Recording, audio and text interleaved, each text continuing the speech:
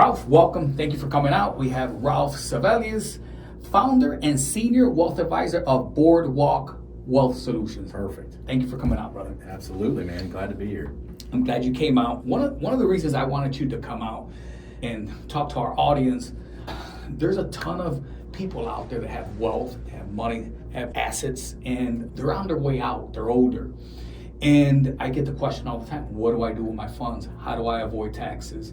And we've had a couple meetings, and you always intrigue me. And so anyways, I wanted to bring you out. If you could introduce yourself to our audience, tell us what you do, who you are. Yeah, a little background. First of all, we've known each other for 2 years now? 3 years. At least. Yeah, a couple of years. But I just want to let you know that I just having known you for these few years and seen you operate and work around the area and whatnot, I've just grown a huge respect for you and for what you do as well. So I appreciate you having me on. Yeah, so I've been a financial advisor for close to 20 years, which is, it's hard for me to even believe. But I actually came from real estate. I don't even know if you knew this or not. I did. But I was in home construction prior to becoming a financial advisor. You were working with your hands? I was managing. Okay. I was managing. Okay, let's get it straight. No, but I did love being out in the field, man. And I think that came from my time in the military. So back all the way up to college and whatnot, I went to college on an ROTC scholarship. So coming out of college, joined the military. I think the military is what gave me a lot of my tendencies towards structure and procedures and processes, which is largely what I've implemented in my practice today with my clients. A lot of those procedures are back office stuff, but it's so that we can get everything efficient in the back office so that we can provide the best service in the front end. And we have the space to do that, right? But when I, going through the military, I kind of learned that, and that's what got me into, I love being with the soldiers, man. I love being out in the field. I love seeing the dirty work. I love doing the dirty work. It was like beyond that, I was like, not for me. So I served my 4 years. I owed 4 years, served my 4 years, moved on, got out of the military. I almost went right into financial advising, but there were better opportunities in construction at the time, home construction, yeah. Okay. And so I got recruited by a local home builder here in Tampa because I was already living in Tampa. Okay. And they recruited me to be a construction manager. Their whole thing was they didn't want to bring in experienced construction managers. They wanted people they could mold and show them the way. I learned a lot from that. But I moved up from construction manager. A year later, I was director of construction. A year later, I was COO of the company. So you're a quick learner. Very quick. Yeah. Quick progression. Quick learner. I mean, I guess I am, maybe. You have to be. If you move that fast, they seen it. And that means you caught it. Well, I think I also caught on to the philosophy that the owner was trying to implement in the company, which was lean thinking. Lean thinking being that we're trying to make this process as efficient as possible and cut out all the waste. We're trying to cut out all the unnecessary steps and build the best product we can for the home buyer, but do it efficiently so we can keep costs down. That might resonate with some of your audience, right? Yes. But becoming CEO, I transitioned from that boots on the ground type of mentality where you're just managing the day-to-day, you're dealing with contractors in and out of houses, blah, blah, blah, to seeing the bigger picture of big land holdings and the dangers of becoming too illiquid in what you're doing. And so I really kind of do have a background in that thought process. And I know how dangerous it can be to be too illiquid, especially because what took me from home building into being a financial advisor was the crash of 2007, 2008. It was, and I remember the owner looking at me because all of a sudden the bottom just fell out Completely. We were just selling houses like left and right. We were making so much money. We were selling 30 houses a month, man, in a single community at different times. We were in multiple communities, but our salespeople had a waiting list and all of a sudden it just fell off the cliff. And my owner looked at me and he said, "You need to start dropping your prices." And I'm like, "I can't drop them that low." And he's, "Are they selling?" And I'm like, "No." And he goes, "Do you know what an unsold home is worth?"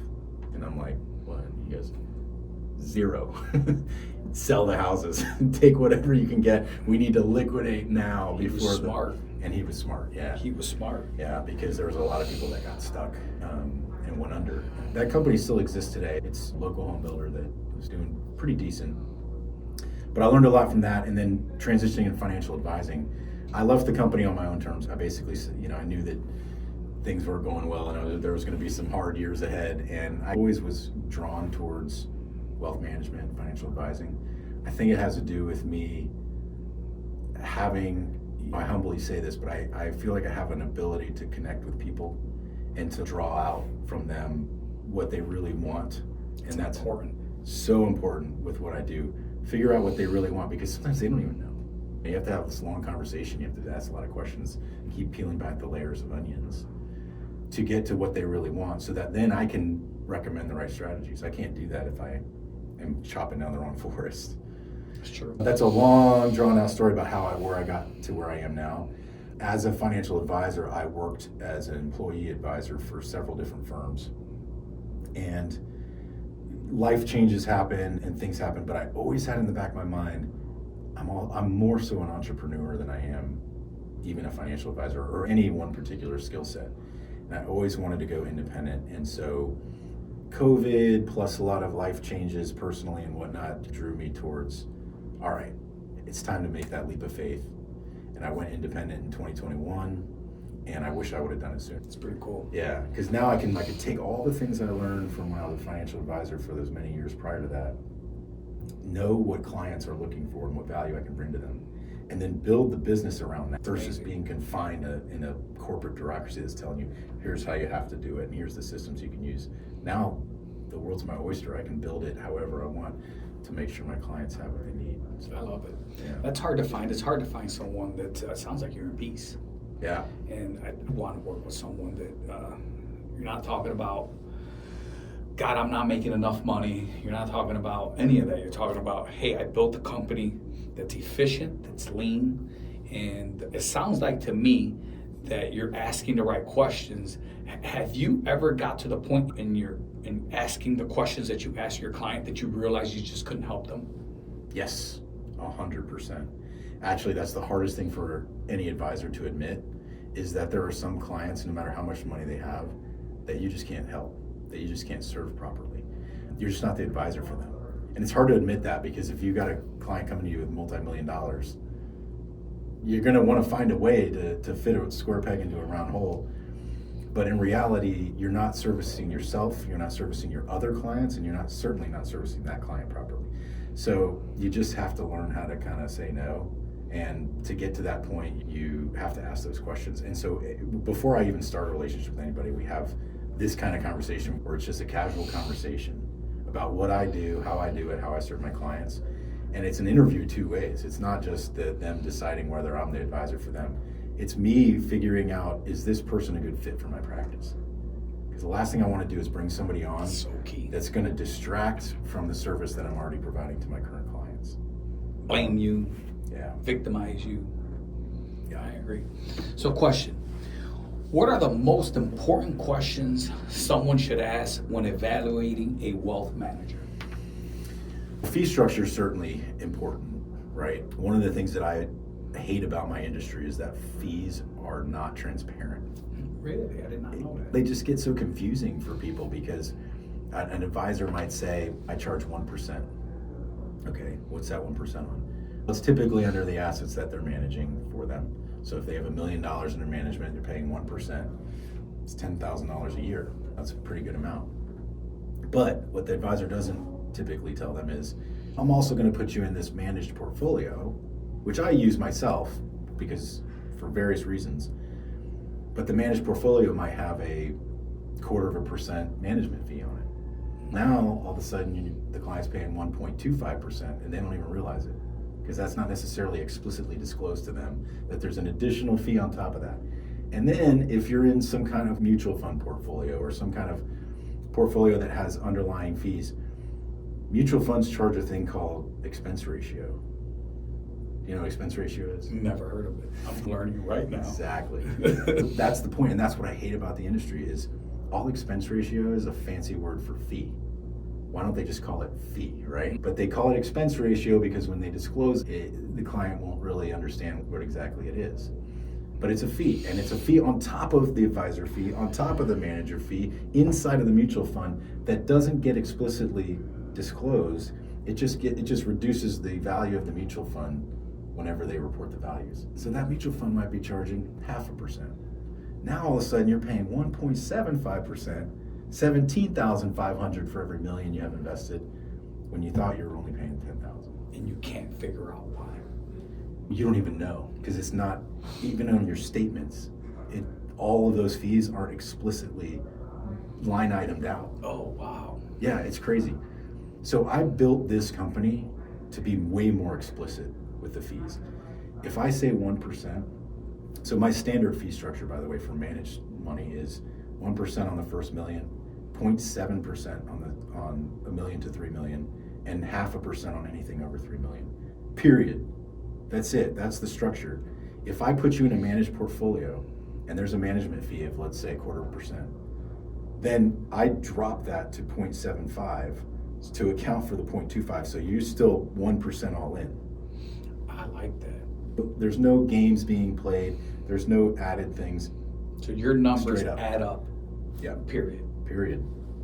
So that way, if a client ever comes to me and says, what exactly am I paying?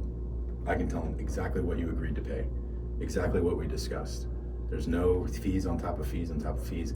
There's no multi-levels of managers that are just getting their cut for no good reason. This is what we're paying. If you're in a managed account, it's inclusive in your total fee. So I'd say the fee structure is the most important thing. And if they can't explain it to you in that direct kind of way that I just explained it to you, because it's understandable, right?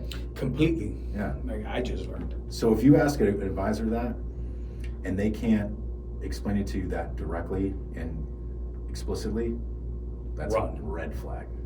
Red flag. Another question is, and you don't even have to really ask the advisor this, but you know you can actually look up FINRA disclosures. FINRA? FINRA, F-I-N-R-A. Okay. FINRA is the financial regulatory agency of the federal government, basically. Okay. So FINRA disclosures are, every year we're required to disclose any of our outside business activities. Okay. So somebody can look up and see if your advisor is involved with some business activity that you're not necessarily fond of, or something that may conflict with what you're doing. But more importantly, we're required to disclose any disciplinary action. That includes FINRA disciplinary action, like if we got disciplined by FINRA for something we did with our clients or whatever, or it also discloses any civil litigation against us by past clients for wrongdoing, whatever. It discloses any kind of criminal activity. Even if you're behind on child support, that's going to be on there. That's something you want to know, man. If your advisor is behind on child support, there's a problem there. There is a huge problem.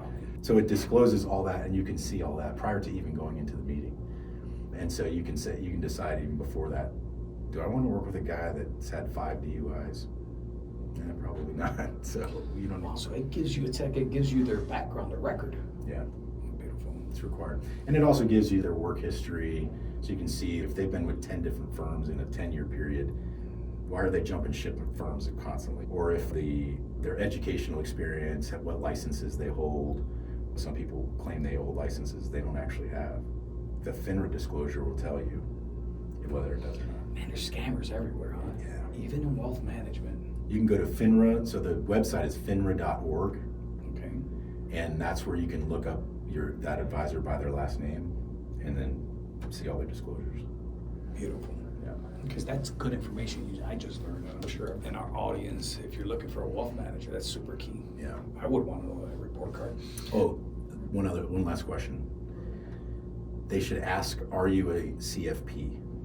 CFP is Certified Financial Planner. Okay. It's a designation. It's similar to it's like the gold standard of financial advisors. It's similar to somebody being a CPA. So you can go to any tax preparer and anybody can prepare your taxes. You probably want to find a CPA, right? I use a CPA. Yeah. Mm-hmm. And the reason why is because there's an educational requirement every year that they have to keep up with current laws and current regulations. There's an ethics code that they have to sign, which makes them, in a way, a fiduciary. And in order to even get the designation, you have to go through several years of education, and you have to take a rigorous test, and the test is only a 40% pass rate. So the CFPs out there really take their job seriously, and they keep up with current regulations and laws, and they sign a code of ethics every year. So if you ask them, are you a CFP, and they say no, that's a red flag. Because if you're really serious about your profession, then why aren't you a CFP? Either you couldn't pass the test, which is a problem, or you're too lazy to go through the program, which should be another problem, right? If they're working towards their CFP, good for them. Maybe that's okay. But outside of that, everybody, I feel like if you're not working towards your CFP and you're not a CFP, that's a red flag. You shouldn't be in the business. Yeah. Where could they find out if they're a CFP? So on that FINRA.org, Yeah, it'll show. It'll show all their designations. You can also go on the CFP website. I believe it's also CFP.org. I could have that wrong. Maybe we can correct that later. But the just look up Certified Financial Planner. The official website will come up. You can look it up on there too. Perfect. So, our current climate, economic climate, I feel, is rough. There's a lot of different things occurring with the devaluation of the dollar, with inflation in prices in real estate, and the cost of living, and so forth and so on. When a client comes to you, what specific strategies are you implementing in today's current environment? It differs on what their objective is, clearly, right? So if it's a growth objective, what I try to do with growth is expose them to the broad market as much as possible in a very low cost way. Because Elaborate. in general, to be a stock picker, some people want to be a stock picker and they want to be like Warren Buffett. Warren Buffett, he claims that, yeah, you got to really concentrate. If you really want to make big money in the stock market, you have to concentrate all your money into just a few stocks. The difference between Warren Buffett and common folks that are just trying to make money on their money is that most of us don't have the proclivity to try to go in there and lift the hood up on stocks and analyze their financials, and in many cases that's what he does, and he's really good at it. He's great at it. But in many cases, he also not only just did that, he went in and took over the companies and instilled new management and really reformed the companies. We don't have the ability to do that. So if you look at people, I say common folk, but just everyday people who are trying to pick stocks, they typically underperform the broad market because they're just not good at it, and they don't have the resources available to really do it the right kind of ways. So getting somebody exposure to the broad market is the best way for them to not lose their ass, excuse my language, but also participate in the market. The market there's only been 2 10-year periods in market history that have been negative. So if you tell me that your time horizon is 10 years plus, you've got to be all in the market, and it's got to be the broad market. Because more than likely, I can't tell you that the market's going to be higher than it is now in 3 years, maybe even 5 years. I can tell you with really good certainty that in 10-year plus, it's going to be positive. So just getting them in some kind of index funds, just index funds for somebody growth oriented is perfect because they're low cost, they're very well diversified, you participate in the broad market. For somebody that is income oriented, that's been the tricky part. Especially for your real estate investors, for example, that are used to getting that steady income stream from rental properties or whatever it is. Yep. Replacing that income isn't necessarily easy in today's market, but there are instruments that they've gotten really creative. It used to be you could just go right into bonds. Let's find you some good corporate bonds. They'll get paying 8 to 10%. That's gone. And it used to be also that bonds and stocks had an inverse relationship where like you could have a mix of stocks and bonds and you diversify your risk. The problem is now bonds move like stocks. If stocks go down, bonds go down. Typically it's interest rate driven, but you can't get a good interest rate on bonds. So we have some very specialized instruments. Number one, I have income producing annuities. Some people hear the word annuity and they're like, ugh, I hate annuities. There are bad annuities out there. There are annuities that charge really high fees. There's also annuities nowadays that have gotten really creative. They have no fees. You can add guaranteed income riders on top of them. What does that mean? A guaranteed income rider is basically like that annuity company, which is essentially an insurance company. So just to break it down for those who don't truly know what annuities are, an annuity is essentially a combination of investments and insurance. And so an annuity seeks to provide some level of insurance for whatever you want on your investments, whether that be a certain level of growth on your investments, a certain guaranteed death benefit for your heirs, or it could be a guaranteed income. What I use annuities for a lot of times is creating what I call a personal pension for my clients. So if you have a lump sum of money, let's call it from a real estate sale, and you're like, how do I convert this from the income stream that it was to now converting into an income stream for me that I don't have to worry about? An annuity is a good place to start. It can provide you income, guaranteed income for the rest of your life. So that's one option. The other option, sorry, go ahead. And it's insured. It's insured by the insurance company, yeah. Okay. And which all insurance companies are backed by SIPC, which is the state-provided insurance backing. So if an insurance company fails, SIPC will be there to return the funds to the investors, theoretically. And I heard you say earlier that people, when they hear annuities, they don't like annuities. Why? In some ways, annuities can be very confining because once you put it into an annuity, there might be some surrender penalties. If you try to pull it out early, there might be some early withdrawal penalties. It differs from annuity to annuity, but you might have a 5-year or 7-year surrender schedule. Forget your money, leave it in there for 7 years. Correct. Which is why I will never put all of someone's money into an annuity. I'll put the portion of their money that they need in order to generate the base level of income that they need off of that. And that's it. And it doesn't usually exceed maybe 40% of their entire liquid assets. And what does an annuity pay nowadays? Depends. It depends on the annuity. There's so many different, it's like going out there to buy a car, right? The reason why annuities got a bad name is because you had annuity salespeople out there, let's call them car salesmen, right? Where you went in and you said, hey, look, man, I just need something to get me from point A to point B in a cost-efficient way. And they sold you a Ferrari, right? Mm-hmm. You didn't need a Ferrari. You needed a Honda Civic, right? And it devalued it. Yeah, exactly. You didn't need all those bells and whistles, but you know what? They get paid more if they sell you all the bells and whistles, so they're going to convince you that's what you need. In a lot of ways, that's why annuities got a bad name. So selling fees. I get it. So being that I work mostly fee-based, I don't have a bone to pick with one annuity company or the other, or with one type of annuity or the other. My main interest is always going to be which annuity is most appropriate for this client in this situation. So you asked about payouts. It just depends. If you can get a higher cost annuity that might have a higher payout, that has higher fees on it, that's tied to the market. You might have one that's not tied to the market, that's a fixed annuity that has a lower payout, but it's a lot less, risky. Yeah. So it all depends on the client's risk tolerance and what their objectives are with it. A super risky client. Yeah. What could they find between 6 and 8%? With an annuity, yeah, I think that's a reasonable range. Now, there's another product that's a little less known. Structured bank notes.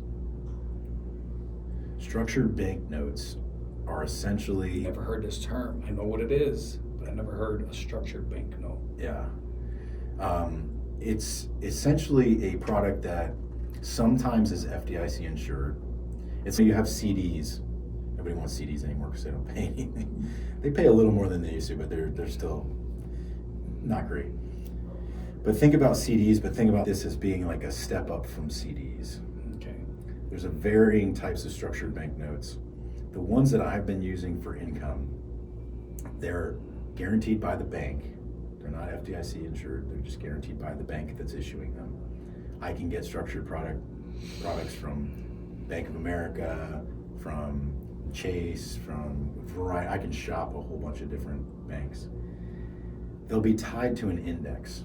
So you might have the bank note that says, okay, this bank note's going to pay 10% on a monthly basis. It's a great way to substitute high income from like rentals. I have several clients who sold real estate. They wanted to replace income, bank notes. They have varying maturing dates, so it might be anywhere from 6 months out to 5 years.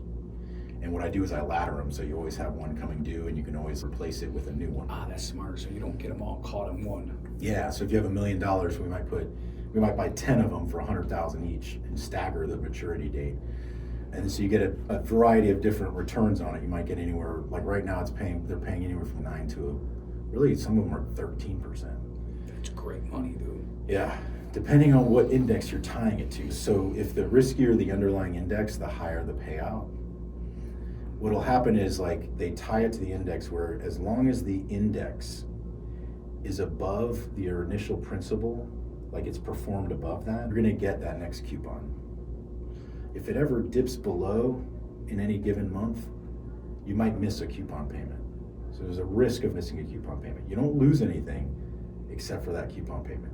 The next month it comes back, now you get your coupon again.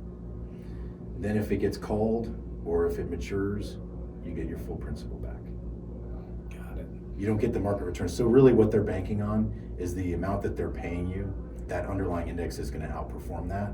So they get to keep the excess. Nice. But you get the thing. And there's also a downside protection. So like they might have what they call a 10% buffer on it.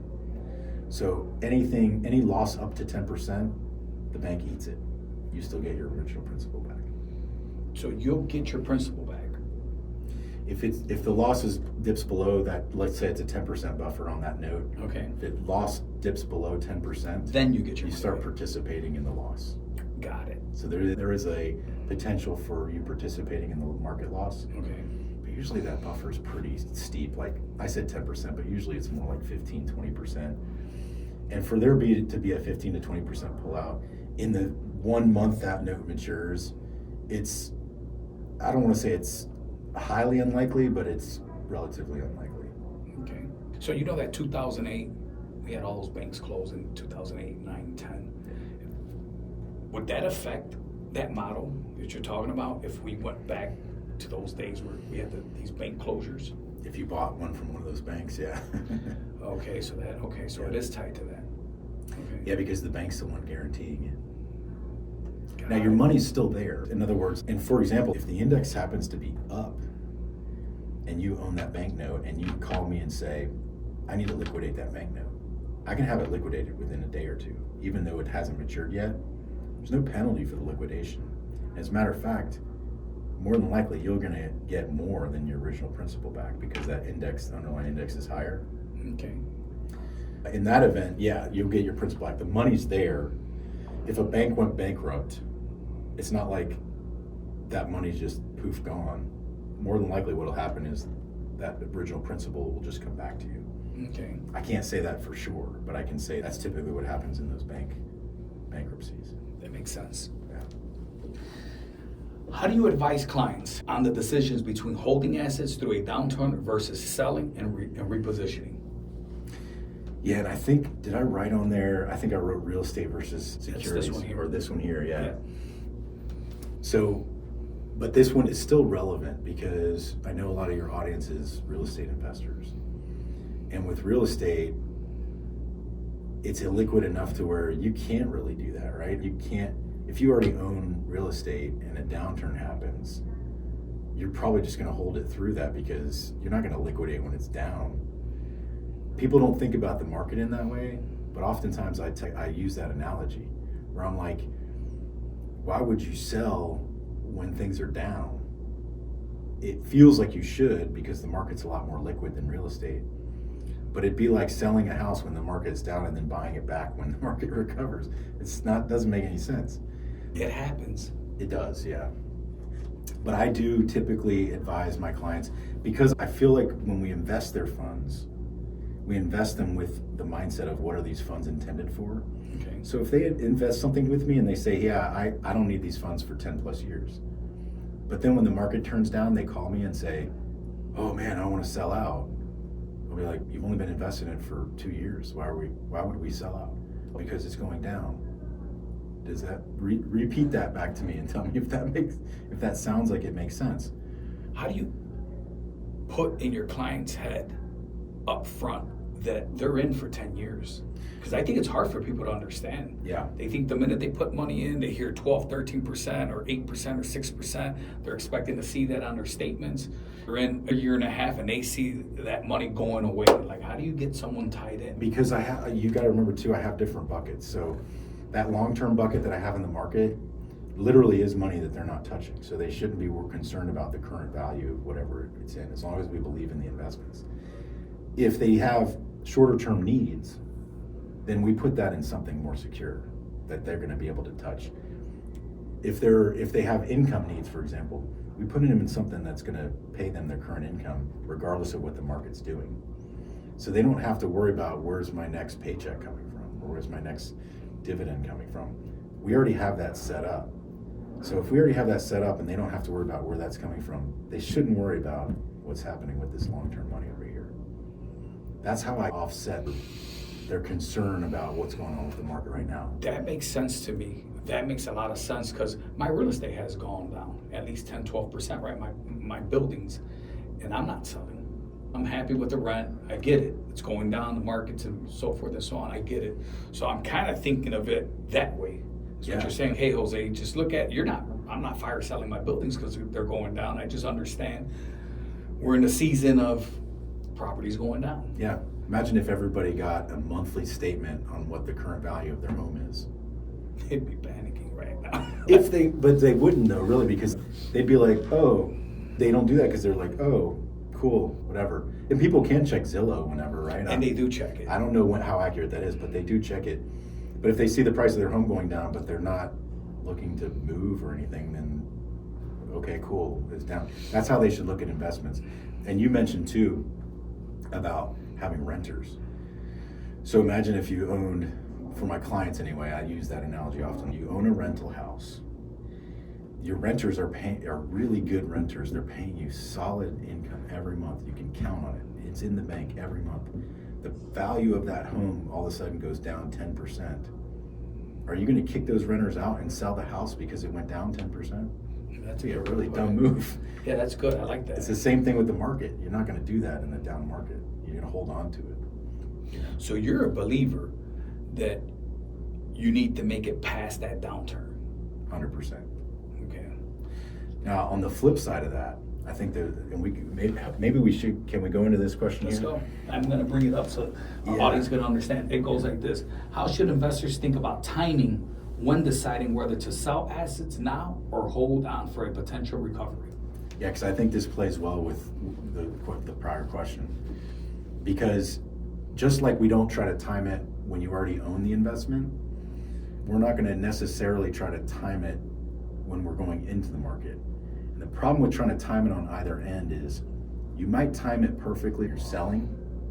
You might say, oh man, I hit the nail on the head. I hit it. I sold right here and then it started dropping. The problem is eventually that it's going to come back up. Now the stress is even worse about when do I get back in. So now you have to time it right twice. Very difficult to do. You have to hit lightning in a bottle twice. It Very difficult to do. rarely happens. Most people who try to market time seriously underperform the market. And that's why you just hold. So history tells us you just hold. So the timing part, as far as real estate versus securities, what I was thinking about with that question is, the difference is, if somebody just has a bunch of cash, so like for your audience, somebody who just sold a big piece of property, they've got $1 million in cash, and they're like, okay, now I want to put it in the market to invest. If you were trying to put it back into real estate, you would just have to find another property and you'd have to just say, boom, I'm putting this $1 million in all at once. Very difficult to do. Yeah, and so real estate market, there's not really timing. You can try to time the market in general, but the other variable there is trying to find the right piece of property. You're going to jump on one when you see the one you want, regardless of what the real estate in general market is doing, right? But with the market, the cool thing is that you can dollar cost average in. So we don't have to try to figure out when to dump that $1 million in the market all at once. We can just say, okay, let's put $100,000 in this week, $100,000 in next week, or month, or whatever it is, whatever we decide it's going to be. And eventually we're going to get the full $1 million invested. but we don't have to try to time it in the short term to do that. And then we can also take advantage of dips. I had people with cash on hand during this last dip with the Iran conflict and whatnot. How much did it dip? Just curious. It was close to 20%. I'm going to be bothering you for dips. Yeah. I had people with cash on hand, and we had a plan on how to invest it, but as soon as that thing happened, I called them. I'm like, we need to take advantage of this. Boom, and throw it in. And anybody who I'm doing a dollar cost averaging plan for like that. It's perfect. Yeah, I might deviate from the plan a little bit if we see a dip like 20% dip, take advantage. So I'll buy on the dips when we already have cash on hand. I'm not going to try to time the dips if somebody's already invested. If that makes sense. That makes sense. So I got a question. This is just, so in 2008, the Dow Jones dropped, I think, to 6,800. That's what it got down to. I don't know if you remember exactly the number, but it was 6,900, right around there. And it's been, 17 years, 18 years now, and it's up to 47,000, right? No, it's almost 50 right now. Is it almost 50? Yeah. We're hitting all-time highs. We are. Yeah. It's, one of the strangest things for me is that if you look at the stock market, the Dow Jones specifically, from the day that it opened up to 2008 when it crashed, or 9, right? Let's talk about 2005, 6, 7 when it peaked, right? The highest I think at that time was like 17,800, right? So right in that range. And I look at the stock market today, and it's at almost 50,000, right? So I always ask myself the question, it took the U.S. economy, I don't know, 100-something years to get from 0 to 17,000. How do we get from 17,000 to 50,000 in 17 years? Yeah. And that question's always like in the back of my head, and I don't have the answer. I just want to get your opinion on that. Yeah, I think it's just exponential growth that has occurred. I think it's reflective of that. I think there's foundational reasoning for why that happened, why it's happening that way, and why it would continue to happen. So we're not on this like flat growth curve that just continues like this at the same growth rate. We're on this curve that goes like this. And so you're going to get exponential growth as time goes on. And a lot of that has to do with technology, and especially now that we've got AI coming into the picture and all this stuff that can make every single sector of our economy more effective, efficient, profitable. You're going to see that curve continue to get steeper and steeper of growth just in our economy in general. The other factor that plays into it is population growth. So I always tell people this that are Never concerned. thought about that one. So population growth, huh? Yeah. People are concerned about what you just said. When does it flatten out? Like, when do we plateau? And when, yeah, the market's always grown, but in the grand scheme of things, the last 100 years is really a blip in the radar screen. Somewhat true, but 100 plus years ago was the real industrial revolution, like taking hold and making our economy way more productive, efficient, whatnot. And so that's why you see that curve happening like that. The other thing is that population growth continues to be exponential globally, okay? So what determines what the value of an economy is? It's really supply and demand, right? And as long as demand is increasing, supply finds a way to increase by becoming more innovative, by producing new things, by new technologies. And so demand is continuing to grow because population is growing. So by nature, supply is always going to strive to meet that demand. And so the curve is going to go like that. Yeah. Got you. I'm going to look up the population 2008. Yeah. I'm just curious because, like, I think of it, I remember in 2008 how the market didn't make sense. I remember I was... Everybody's, how can it be this high, right? I remember that. I owned a mortgage company at the time, and I was standing in front, and my buddy came in, and he said, Jose, what are you doing out here? And I'm like, dude, I'm boarding up. And he said, what do you mean you're boarding up? And I'm like, I don't know, man. I just got a feeling something bad is going to happen. And I would have never in a million years imagined what actually happened, right? I bought a house that sold in April of 2007 for $247, and then I bought that a property in 2011 for $2,000. So I went from $247,000 to $2,000. Yeah, crazy. So I kind of feel like the climate today is worse than what I seen in 2008. right? And I could be wrong. I can't tell you how many of my friends I've told when the market hit 25,000 and 30,000 and 30, pull out. Obviously, I'm wrong. It's at 50,000. Yeah. So they call me up and they're like, I'd have lost a lot of money when I listened to you. So I don't have that crystal ball, right? Yeah. Do you see something in the horizon? Are you predicting some sort of a crash or anything? What do you see? No. So wait, let me ask you this, going back to your question, like when you say that you see a lot happening now that you saw back then, what types of things are you? So back then, one of the things that we seen was market time increasing on properties. We seen appraisals coming in short, right? So I was on the front lines. I owned a mortgage company, so we'd come in the morning and I'm like, property didn't appraise out. And we're starting to see that now. I'll give you an example. In my community in Estancia, 2 years ago, the property went on the market and it was gone. It was gone. It listed, it was gone. There's a bunch of properties sitting, right? And so market time up, there's a bunch of price changes, prices going down, right? And they're continuing to go down. Prices are slowly going down. Inventory is increasing, right? Not on all markets. Illinois market is strong right now, right? But here in the Florida market, that's what we're dealing with, and we weren't dealing with that before. These are like the beginning signs. Mm-hmm. These are the signs that are. Then labor was really expensive. In 2005, 6, 7, 8, it started getting expensive. Materials. And they're nowhere near where they're at today, right? Where it's at today, I just walked in and bought 3 Snickers at 7-Eleven, $10.47. You follow me? How do you eat Snickers and look that good? Dude,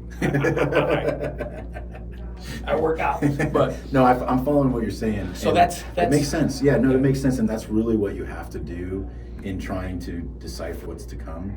And I think we can know this because we're on the older, wiser side of things. Yeah. And we've been through times like 2007, 2008. Like all of those little indicators, what they lead to is our own intuition. That's what's called intuition. We have an intuition that they see things and we can put puzzle pieces together and we'd be like, a storm's a brewing here. I see something coming down the pipe because of these things that other people can't see who haven't been through during those times. Correct. So let me first go back to 2007, 2008. If you were a wise investor, the people who came out best stayed invested. I know that sounds weird because you're like, man, no, that's true. They stomached it. That was me. Yeah. So that was me. I had about $4 million in debt, right? And I did, what is that, cost average that you said? What you dollar call cost average. Dollar cost average, right? So I was $4 million in debt. My portfolio that was worth 6.5, 7 dropped to $1 million. So I'm now negative $3 million, right? And 8 months, 9 months later, I was online and I was like, 40 grand for this too, man, I'm gonna buy it. And I bought it, right?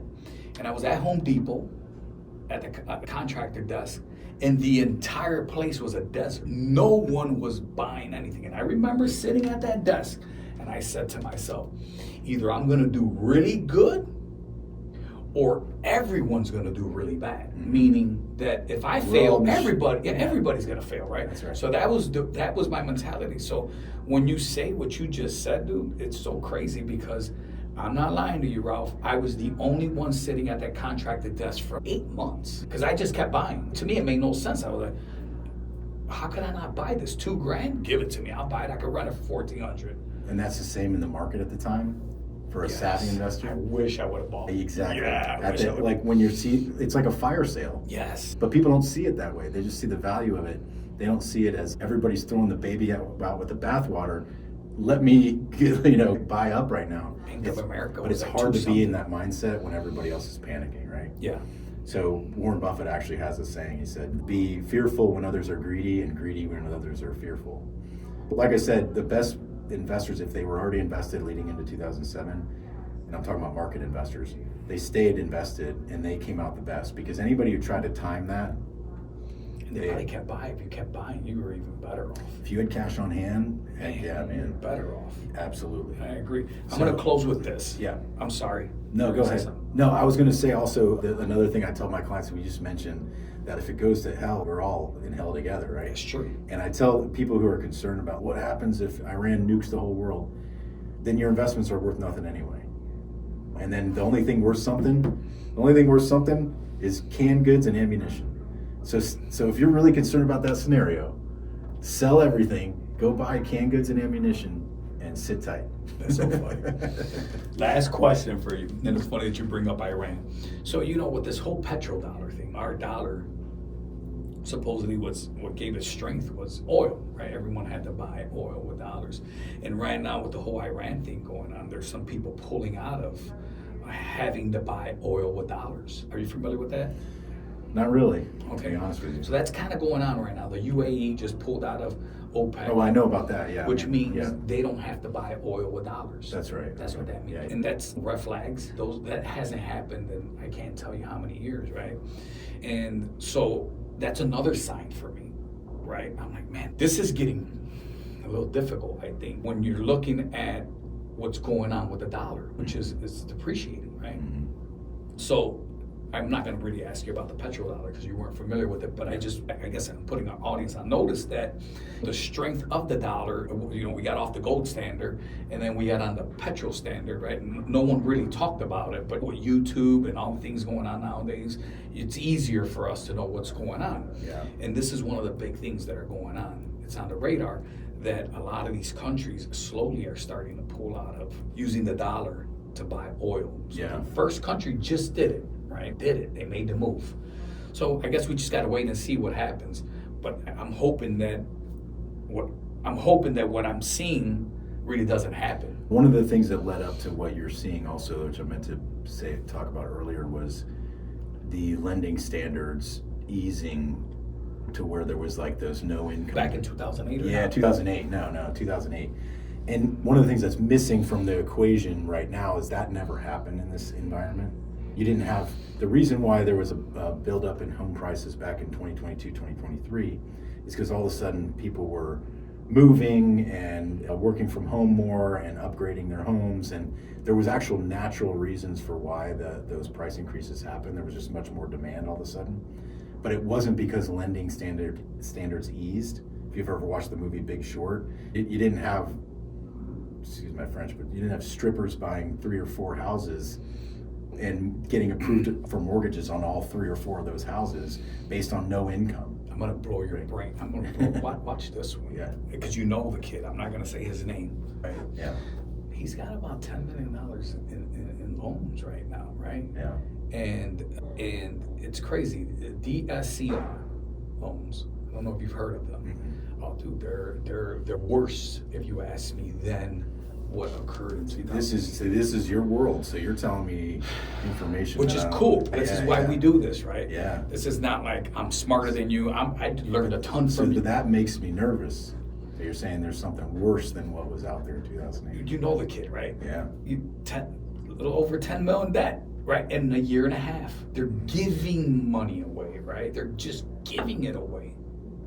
You follow me? Yeah. So that's a red flag. That's a red flag. So there's a ton of different red flags. But anyways, Ralph, thank you for coming out. Absolutely, enjoy the conversation. I do want to say this to everyone. I do want to buy on a downturn with you. Okay. Thanks, my man. Yeah, always a pleasure. Appreciate you. Thank you.